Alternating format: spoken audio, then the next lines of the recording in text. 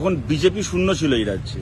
আমরা একটা বিজেপিহীন পশ্চিমবাংলা থেকে চলে গেছিলাম। মমতা বন্দ্যোপাধ্যায় যখন পশ্চিমবাংলা থেকে যাচ্ছেন তখন বিজেপিকে সরকারে বসিয়ে দিয়ে গেলেন।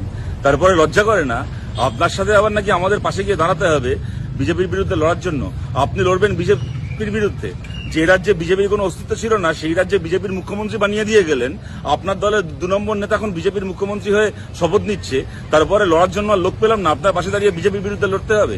আপনার মতো একটা চোর, আপনার মতো একটা সন্ত্রাসবাদী, আপনার মতো একটা ক্রিমিনালদেরকে দিয়ে রাজনীতি করা নেত্রীর জন্য আজকে পশ্চিমবাংলার এই সর্বনাশ হলো যে বাংলার মানুষ স্বাধীনতার পর থেকে একদিনের জন্য, একটা মিনিটের জন্য কখনো সাম্প্রদায়িক শক্তিকে প্রশ্রয় দেয়নি, তাদেরকেও এখন বলতে বাধ্য হতে হলো যে ভাই ও যে থাকে থাক, যে যাবে যাক, দরকার হলে বিজেপির মতো একটা ফ্যাসিস্ট দল আসুক তাও ভালো, তবু এই আপদটাকে ঝাঁটা মেরে বিদায় করো। তারপরে আপনার পাশে দাঁড়িয়ে নাকি আমরা লড়াই করব?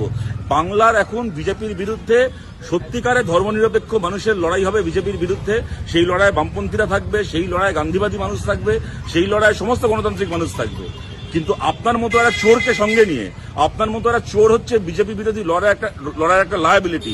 আপনার মতো চোরদেরকে দেখিয়ে বিজেপি ভোট পায় পশ্চিমবাংলায়। তাই এই সমস্ত ফালতু কথা বলা বন্ধ করুন। ভাইপো আর আপনার দলের লোকেরা যে সম্পত্তিগুলো কামিয়েছিল, কিভাবে বিজেপির সঙ্গে সেটিং করে এখন সেই সম্পত্তি রক্ষা করবেন, চুরির সম্পত্তি, সেটাকে নিয়ে ভাবুন।